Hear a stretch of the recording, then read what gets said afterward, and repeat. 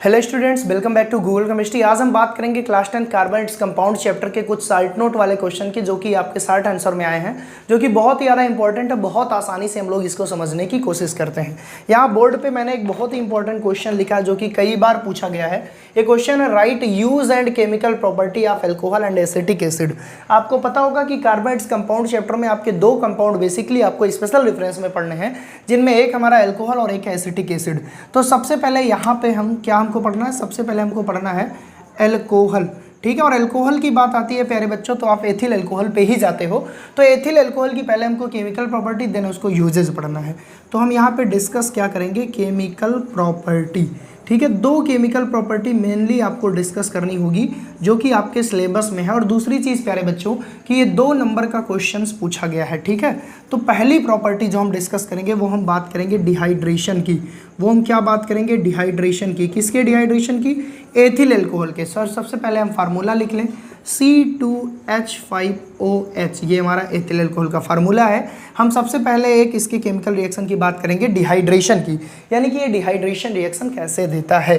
देखिए प्यारे बच्चों, जब हम एथिल एल्कोहल की रिएक्शन, जब हम एथिल एल्कोहल, मैं इसको ऐसे ओपन करके लिख दूँ, CH3CH2OH, चाहो तो ओपन करके या ऐसे लिख सकते हो, कोई दिक्कत नहीं है। ये हमने लिख दिया। ये क्या है प्यारे बच्चों, ये एक प्रकार का एथिल एल्कोहल है, CH3CH2OH, ठीक है। जब इसकी रिएक्शन हम कराते हैं कंसंट्रेटेड H2SO4 की उपस्थिति में और हीट करते हैं, और टेम्परेचर रट के तो कोई बैठा नहीं है कि आप बता दोगे, ठीक है ना। ये हमको थोड़ा सा याद करना पड़ेगा। एथिल एल्कोहल की हम केमिकल रिएक्शन पढ़ रहे हैं। सबसे पहले रिएक्शन हमने डिहाइड्रेशन ली। अब डिहाइड्रेशन का मतलब क्या होता है, डिहाइड्रेशन का मतलब होता है प्यारे बच्चों रिमूवल ऑफ वाटर, ठीक है ना। जिस रिएक्शन से पानी निकले उसको हम बोलते हैं डिहाइड्रेशन। और डिहाइड्रेशन के लिए एक डिहाइड्रेटिंग रिएजेंट होना चाहिए। क्या होना चाहिए, एक डिहाइड्रेटिंग रिएजेंट होना चाहिए जो कि मदद करे पानी को निकलने में। तो डिहाइड्रेटिंग रिएजेंट यहाँ पे क्या लिए हैं हम, कंसंट्रेटेड H2SO4 लिए हैं, जो कि हेल्प करेगा रिमूवल ऑफ वाटर में। तो जैसे ही यहाँ से पानी निकलेगा, ये देखिए यहाँ से H, यहाँ से OH निकला, यानी कि -H2O हुआ, हमारा प्रोडक्ट क्या बनेगा, बनेगा CH2 double bond CH2 plus H2O, यानी कि हमारा क्या बन गया, एल्कीन बन गया।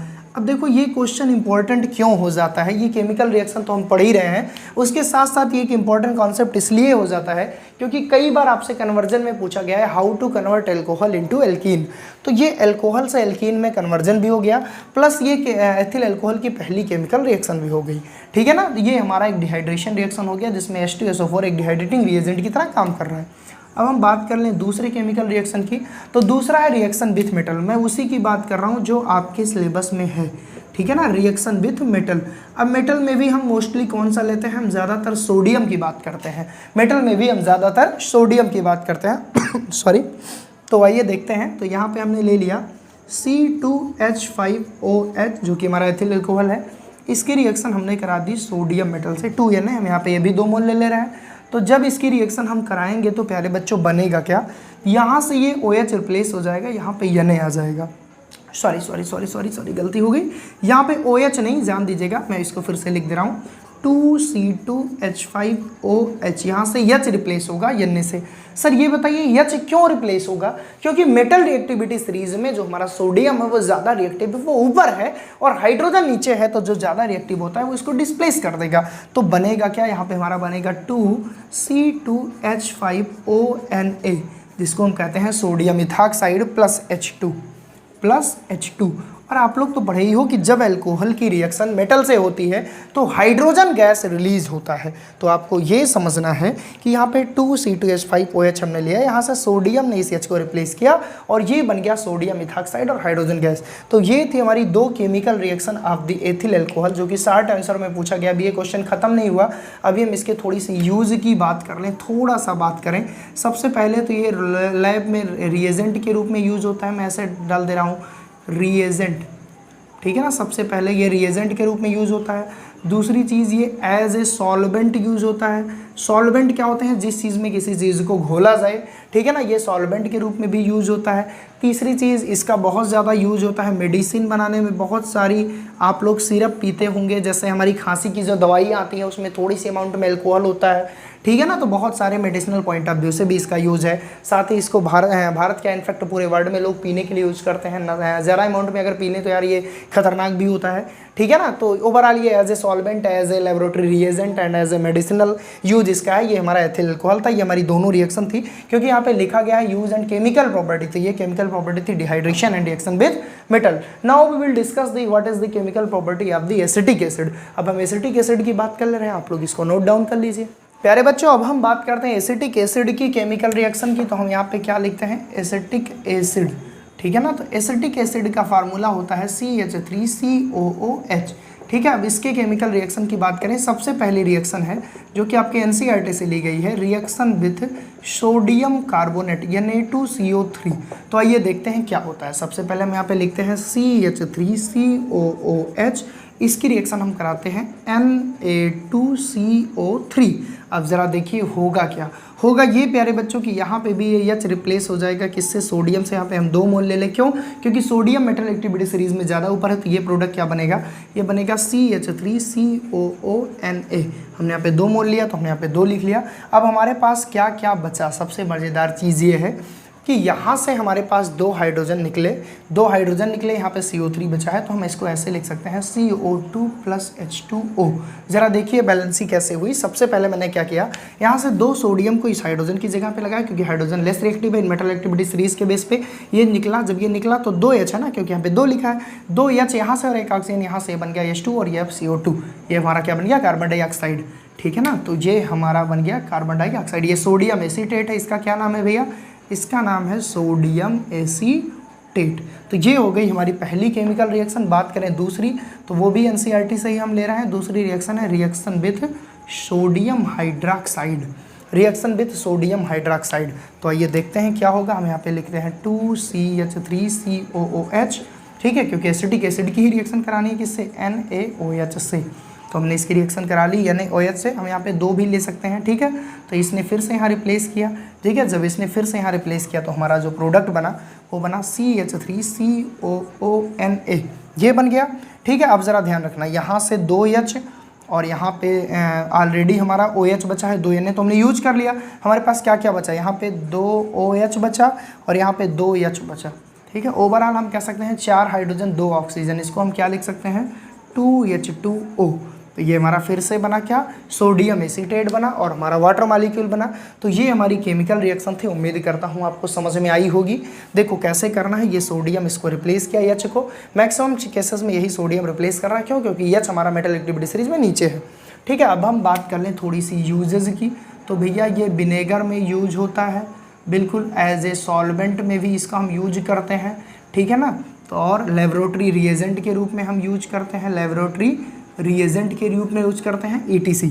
तो मेनली 2 यूज और 2 केमिकल प्रॉपर्टी अगर आपको तैयार है तो आपको नंबर आसानी से मिल जाएंगे। तो अब हम करते हैं इसको रफ और देखते हैं नेक्स्ट क्वेश्चन। हमारा शार्ट आंसर ही आज हम 3, 4, 5 करेंगे, जिससे आपको थोड़ा सा कॉन्फिडेंस आए इस चैप्टर में, ठीक है ना। ओके प्यारे बच्चों, बात हम करें नेक्स्ट शार्ट आंसर की, जो कि बहुत ही ज़्यादा इंपॉर्टेंट है। तो वो है हमारा क्या, कंबसन रिएक्शन। ये भी आपको जानना जरूरी है। कार्बन इट्स कंपाउंड चैप्टर की बहुत इंपॉर्टेंट रिएक्शन है। ये कितनी बार बोर्ड एग्जाम में पूछी गई, मैं थोड़ा सा यहाँ से मेंशन कर दूँ, 2018, 2019 और 2020 3 बार ये पूछा गया है। 2018, 2019 और 2020, मतलब एक्सपेक्टेड है कि इस बार भी ये आपके बोर्ड एग्जाम में आएगी।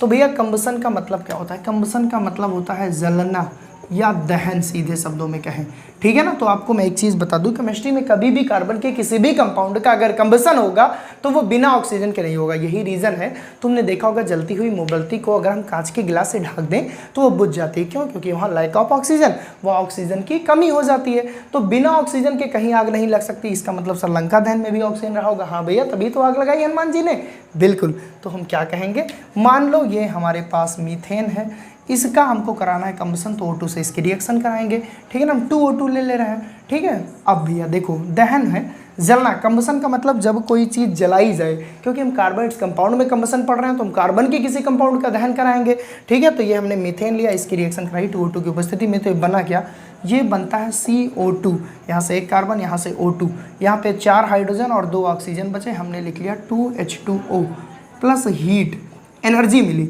इसका मतलब कि कंबसन रिएक्शन एक एक्सोथर्मिक प्रोसेस होती है, कंबसन रिएक्शन एक एक्सोथर्मिक प्रोसेस होती है, ये चीज़ भी हमको मेंशन करनी है।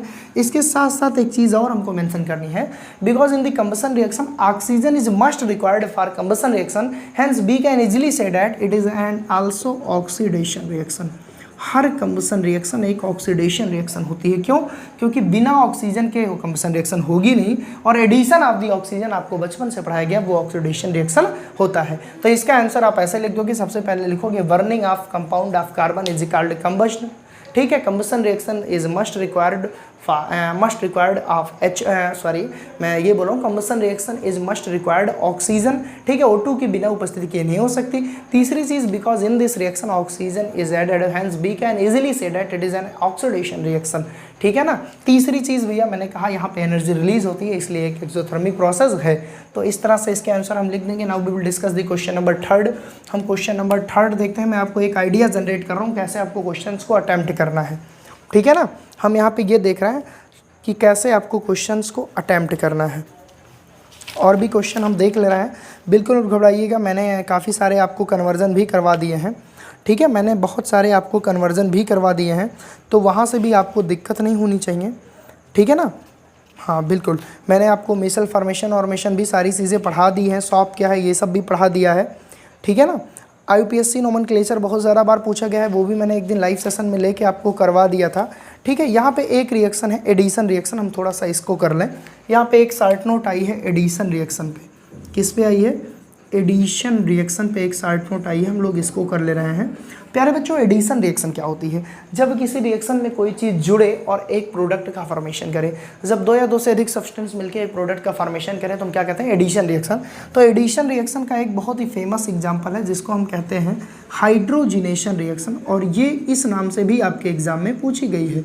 हाइड्रोजिनेशन रिएक्शन के नाम से भी ये आपके एग्जाम में पूछी गई है कि हाइड्रोजिनेशन रिएक्शन क्या है। तो प्यारे बच्चों, हाइड्रोजिनेशन रिएक्शन एक ऐसी रिएक्शन जहाँ पे हाइड्रोजन ऐड हो, उसको हाइड्रोजिनेशन रिएक्शन कहते हैं।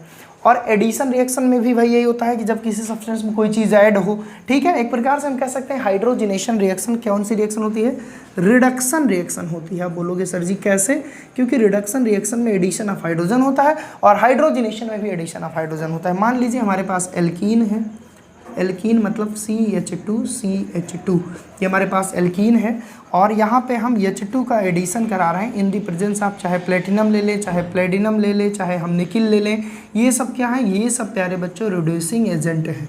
ये सब क्या है, ये सब रिड्यूसिंग एजेंट है। मैंने क्या कहा कि यहाँ पे हमने एल्कीन ली, इसकी रिएक्शन हाइड्रोजन से कराई in the presence of platinum, platinum या निकल, ये हमारा रिड्यूसिंग एजेंट है। रिड्यूसिंग एजेंट क्या करता है, रिडक्शन कराता है। रिडक्शन क्या है, addition of the hydrogen is called reduction. तो यहाँ पे जब हाइड्रोजन ऐड होगा तो होगा क्या, ये बॉन्ड ब्रेक होगा, एक H और एक H, तो हमारा बनेगा क्या, CH3 ये बन गया इथेन।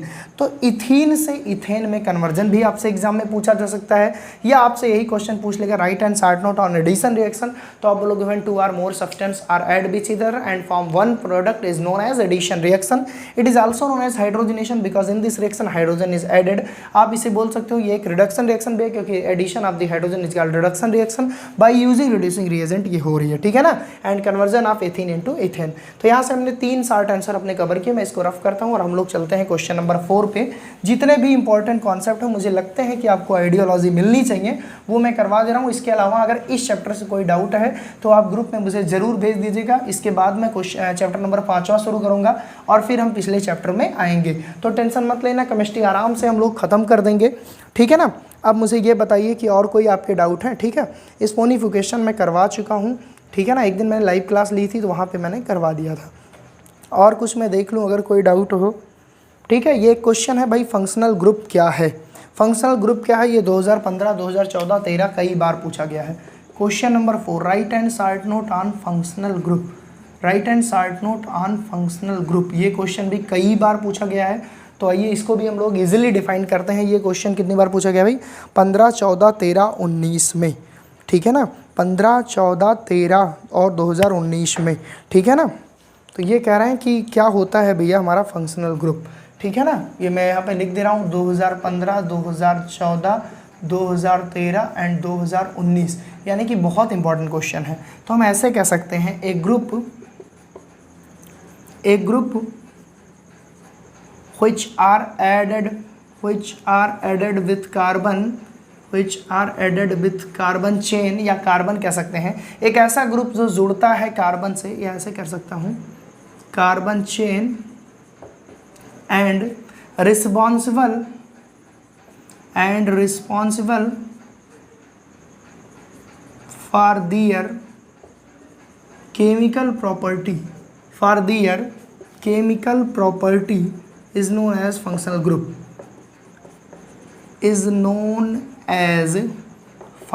group, हम क्या बोल सकते हैं प्यारे बच्चों, हम बोल सकते हैं एक ऐसा ग्रुप जो किसी कार्बन चेन से जुड़कर उसकी केमिकल प्रॉपर्टी के लिए रिस्पॉन्सिबल होता है, या एक ऐसा ग्रुप जो डिसाइड करता है किसी भी पर्टिकुलर कंपाउंड की केमिकल प्रॉपर्टी को, उसको हम फंक्शनल ग्रुप कहते हैं।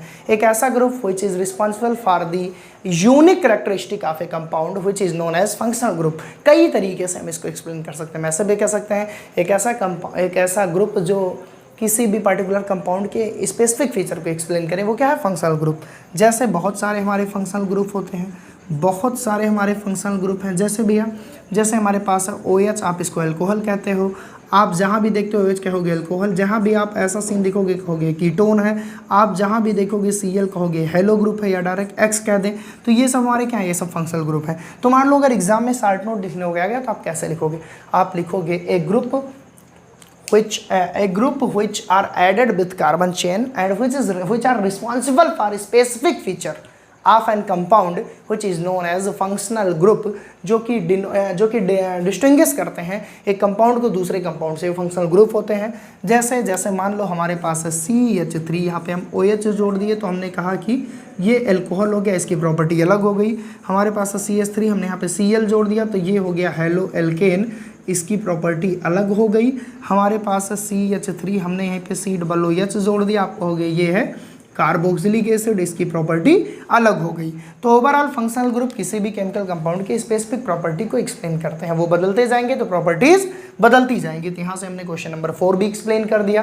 कुछ और क्वेश्चंस हम देखते हैं जो आपके एग्जाम में जो ज़्यादा बार पूछे गए हैं, मैं वही एक्सप्लेन करूँगा। हाँ, उसके अलावा आपको जो भी डाउट होगा, मैं फिर से बोल रहा हूँ कि आप ग्रुप में शेयर करिए क्वेश्चन को, ठीक है ना। तो यहाँ पे ये भी हमारा फंक्शनल ग्रुप हो गया, ठीक है। बेसिकली हमको एल्डिहाइड, अल्कोहल, कार्बोक्सिलिक है और यही सब पढ़ना है जो कि आपके सिलेबस में है, ठीक है ना। और क्या भैया, एक क्वेश्चन यहाँ पे आया है, ठीक है, एक यहाँ पे क्वेश्चन पूछा गया है, difference between saturated and unsaturated compound. तो मैंने प्यारे बच्चों आपको कई बार बता दिया है, ये तो यार बहुत इजी क्वेश्चन, इसको मैं डिस्कस नहीं करूँगा, मैं ओरली बता दे रहा हूँ कि जहाँ पे सिंगल बॉन्ड हो वहाँ पे सैचुरेटेड, जहाँ डबल और ट्रिपल हो अनसैचुरेटेड, ठीक है ना। ये हमारा है सैचुरेटेड और अनसैचुरेटेड कंपाउंड। तो इसमें बहुत ज़्यादा कुछ है नहीं, ठीक है ना। सैचुरेटेड में हम एन लगाते हैं, अनसैचुरेटेड में इन या आइन लगाते हैं, ये चीज़ें हम कर चुके हैं, तो ये आसान चीज़ है, इसमें कोई बहुत बड़ी चीज़ नहीं है, ठीक है ना। ठीक है, अब भैया नेचर ऑफ बॉन्ड की बात है अगर, तो यार आपको पता है कि कार्बन में कोवेलेंट बॉन्ड पाए जाते हैं, कोवेलेंट बॉन्ड दो तरह के होते हैं, polar covalent bond, non polar covalent bond.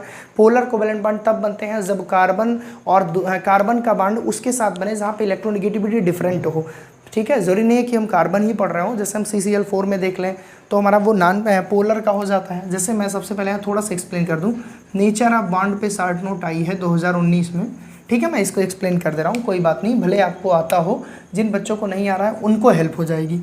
यहाँ पे क्वेश्चन क्या है, नेचर ऑफ बॉन्ड, ठीक है। अब किसके बॉन्ड की बात हो रही है भाई, कार्बोनेट्स कंपाउंड पढ़ रहे हैं तो उसी के बॉन्ड की। तो सबसे पहले तो ये कोवेलेंट होता है। क्यों ये कोवेलेंट होता है, क्योंकि आप सभी को पता है कि जब हम कार्बन का एटॉमिक नंबर लिखते हैं 6 होता है, 1s2 2s2 2p2। सर ये वाला नहीं आता, आप वो वाला लिखिए, तो हम लिखते हैं 2 और 4। इसके बैलेंस सेल में 4 इलेक्ट्रॉन है, ना तो ये 4 दे पाएगा ना तो ये 4 ले पाएगा। क्यों नहीं दे पाएगा, क्योंकि देने के लिए बाहर वाले को बहुत एनर्जी लगानी पड़ेगी, लेने के लिए इसको एनर्जी लगानी पड़ेगी। तो ये क्या करता है, ये 4 शेयर कर देता है। और आपको पता है कि sharing of electron is called as covalent bond. जहाँ पे केमिस्ट्री में mutual sharing, not only sharing, mutual sharing of electron is called covalent bond, मतलब तुम भी मुझे दो मैं भी तुम्हें दूँ। और इसका सबसे सुंदर सा एग्जाम्पल हम लोग लिखते हैं H2। हम कहते हैं H के पास एक इलेक्ट्रॉन और इसके पास इलेक्ट्रॉन, इसने इससे ले लिया, इसने इससे ले लिया और यहाँ पे बन गया सिंगल कोवेलेंट बॉन्ड। तो अगर जहाँ भी बात आए नेचर ऑफ बॉन्ड की तो वहाँ पे सबसे पहले हम कोवेलेंट बॉन्ड को एक्सप्लेन करेंगे, जैसा कि मैंने कर दिया। A bond which is found by mutual sharing of electron is called covalent bond, एक एग्जांपल दे दिया। डबल बॉन्ड का पूछेगा तो O2 दे देंगे, ट्रिपल बॉन्ड का पूछेगा तो N2 दे देंगे। लेकिन अगर हम बात करें नेचर ऑफ बॉन्ड की तो बेसिकली जो हमारे कोवेलेंट बॉन्ड है इसको एक्सप्लेन करना है। कोवेलेंट बॉन्ड के दो टाइप के नेचर होते हैं, एक होता है पोलर, एक होता है नॉन पोलर। अब मैंने आपको पहले भी समझाया था, पोलर तब होगा जहाँ इलेक्ट्रोनिगेटिविटी में डिफरेंस होगी, जहाँ इलेक्ट्रोनिगेटिविटी के बीच में डिफरेंस होगा। नॉन पोलर तब होगा जब इलेक्ट्रोनिगेटिविटी डिफरेंस 0 होगा, या सेम टाइप के एटम में जब कोई कंपाउंड बने या सेम टाइप के एटम से जब कोई मॉलिक्यूल बने तो वो होगा नॉन पोलर, जैसे H2, N2, O2, F2, Cl2, Br2, ये सब क्या है, ये सब नॉन पोलर में आएंगे। पोलर की अगर हम बात करें डिफरेंट जैसे HCl, जैसे CCl4, जैसे CH4, तो जब डिफरेंट कंपाउंड के बीच में कोवेलेंट बॉन्ड बने, जैसे कार्बन और क्लोरीन के बीच में, तो क्लोरीन थोड़ा ज़्यादा इलेक्ट्रोनिगेटिव है, कार्बन थोड़ा कम इलेक्ट्रोनिगेटिव है, तो ऐसे हमारे पोलर कोवेलेंट बॉन्ड है। तो नेचर ऑफ बॉन्ड में आप ये सारी चीज़ें एक्सप्लेन कर दोगे। देखता हूँ कोई और क्वेश्चन है तो वो भी बता दूँ। मेनली आप लोगों को जो दिक्कत होती है वो एसिटिक एसिड और अल्कोहल में होती थी, जिसको मैंने समझा दिया। हाँ, अगर आपको IPSC नोमेनक्लेचर में भी कोई डाउट है तो आप ज़रूर मुझे बताएं, मैं उस पर भी एक नया वीडियो आपको ज़रूर दूंगा, ठीक है ना। तो मुझे नहीं लगता अब कोई डाउट होगा आपको। फिर भी अगर किसी रिएक्शन में है, ठीक है, किसी भी रिएक्शन में है तो आपको खुली छूट है, आप बोलिए, आपको 24 घंटे के अंदर वीडियोस में प्रोवाइड कर दूंगा। तो आज के लिए बस इतना ही, पढ़ते रहो। थैंक यू सो मच यार, वीडियो छोटा है लेकिन यूटिलाइज्ड है, ठीक है ना। पढ़ते रहो, जो डाउट है मुझे बताओ। Thank you so much.